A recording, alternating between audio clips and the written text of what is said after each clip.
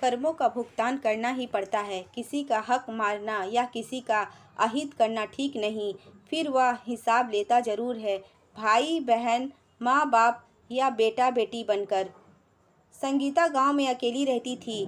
ना बेटा था, ना भाई, ना बहन, ना माँ, ना बाप और ना ही कोई रिश्तेदार। वर्षों पहले ही पति का देहांत हो गया था और अब वह बस भगवान की ही भक्ति में ही अपने आप को लगा रही थी। पेट भरने के लिए कुछ करना था, इसलिए वह एक सेठ और सेठानी के घर में खाना बनाने का काम करने लगी। सेठानी महीने में उसको जो तनख्वाह दिया करती थी, संगीता सोचती थी कि घर ले जाऊंगी तो चोरी हो जाएगी, इसलिए वह अपनी तनख्वाह सेठानी के पास ही जमा कर दिया करती थी। सेठानी तनख्वाह के साथ साथ 2 वक्त की रोटी पेट भर कर दिया करती थी और उसके बदले घर के छोटे मोटे काम करवा लिया करती थी। सेठ सेठानी का अच्छा खासा लंबा चौड़ा कारोबार था। किसी भी चीज़ की कोई कमी नहीं थी उसके पास, लेकिन फिर भी सेठानी थोड़ी लालची थी। एक दिन सेठ और सेठानी अपने कमरे में सो रहे थे। सेठानी को प्यास लगी और वह पानी पीने के लिए उठी। तभी उसने किसी की परछाई देखी तो वह समझ गई कि कोई चोर है और वह चोर को धोखा देने के लिए चाल चली। उसने सेठ को उठाया और उससे बात करने लगी। ज़ोर ज़ोर से बोली ताकि चोर सुन ले। उसने कहा कि संगीता के पास तो बहुत पैसा है, वह कितने सालों से मेरे यहाँ काम कर रही है और तनख्वाह ले रही है और 1 रुपया भी खर्च नहीं करती है। अब तो उसके पास बहुत ज़्यादा पैसा जमा हो गया होगा। तभी चोर ने सोचा कि यहाँ तो मैं चोरी नहीं कर सकता, क्यों ना मैं संगीता के घर में चोरी करूँ। और फिर वहाँ से वो संगीता के घर में घुस गया। उसने संगीता का पूरा सामान छान लिया, लेकिन उसे 1 रुपया भी नहीं मिला। तो उसने संगीता को जगा दिया और कहा, बोल, तुम्हारे पास जो पैसा है उसे कहाँ छुपा कर रखा है। तभी संगीता बोली, मेरे पास कोई पैसा नहीं है। तो चोर बोला, मैं सेठानी की सारी बातें सुन लिया हूँ, तू झूठ मत बोल, कहाँ है बता दे, चुपचाप मुझे वह पैसा दे दे, नहीं तो मैं तेरा जान ले लूँगा। संगीता डर गई और बोली, मेरे पास जो भी पैसा है वह सेठानी के पास जमा है, तुम कल सुबह आओ, मैं तुम्हें दे दूँगी। लेकिन चोर नहीं मान रहा था।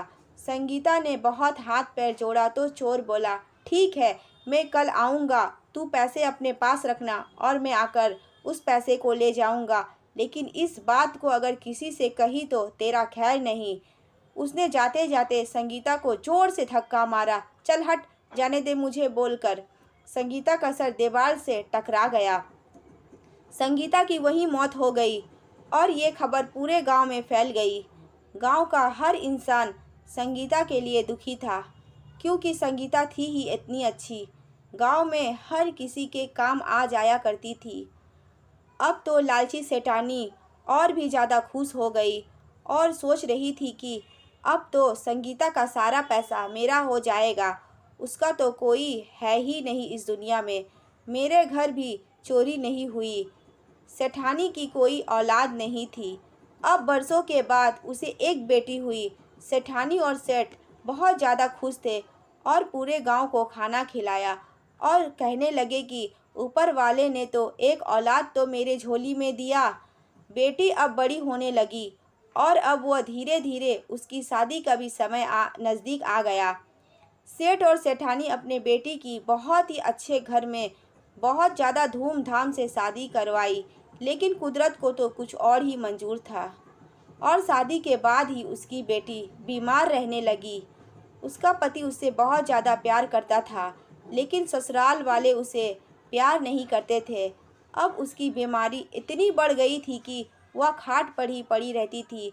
इसकी वजह से उसके ससुराल वाले उसे घर से निकाल दिया, लेकिन उसका पति उससे बहुत ज़्यादा प्यार करता था, वह उसके बगैर रह नहीं पाता था, इसलिए उसने भी उस घर को छोड़ दिया और अपने पत्नी के साथ अपना ससुराल आ गया।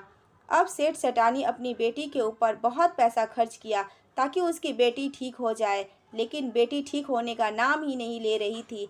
बेटी के पीछे जितनी भी पैसा था सारा लगा दिया सेठ और सेठानी ने, लेकिन बेटी की बीमारी ठीक ही नहीं हो रही थी। फिर किसी ने बताया कि पास वाले गांव में एक वैद्य जी रहते हैं, शायद वो तुम्हारी बेटी को ठीक कर दे। उसकी बेटी अब चल फिर नहीं सक रही थी, इसलिए उन्होंने जैसे तैसे करके बेटी को वैद्य जी के पास ले गए। इस इसी सब में उसके पास जो बचा हुआ पैसा था वो भी खत्म हो गया। बेटी ने जैसे ही वैद्य जी के दरवाजे तक पहुंची, उसने वहीं अपना दम तोड़ दिया।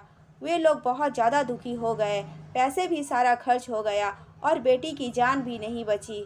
वापस घर जाने में टाइम बहुत लग जाता, इसलिए उन्होंने बेटी का अंतिम संस्कार वहीं कर दिया और दुखी मन से घर लौटने लगे।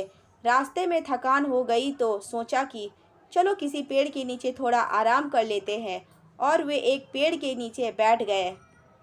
तभी वहाँ से एक साधु बाबा गुजरे। तब उन्होंने सेठ और सेठानी से उनका दुख का कारण पूछा, तो उन्होंने सारी बात बताई। तब साधु बाबा हंसने लगे। तो सेठानी ने कहा, क्या बाबा, हम इतनी दुखी है और आप हमारे दुख पर हंस रहे हो? तभी साधु बोले, संगीता के मौत पर तो तुम बहुत खुश हुई थी, आज अपनी बेटी की मौत हुई है तो इतना दुखी क्यों हो? और बोले, जब तुम्हारी बेटी हुई थी तो तुम बहुत ज़्यादा खुश थी और उसकी शादी के भी समय तुम बहुत ज़्यादा खुश थी। भगवान ने दिया था उसने ही ले लिया, फिर दुखी क्यों हो?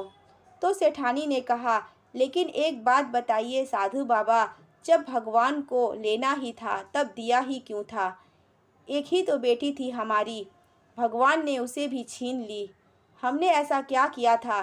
तभी साधु बाबा बोले, याद करो उस संगीता को जो तुम्हारे यहाँ काम किया करती थी, जिसका तुमने सारा पैसा हड़प लिया था।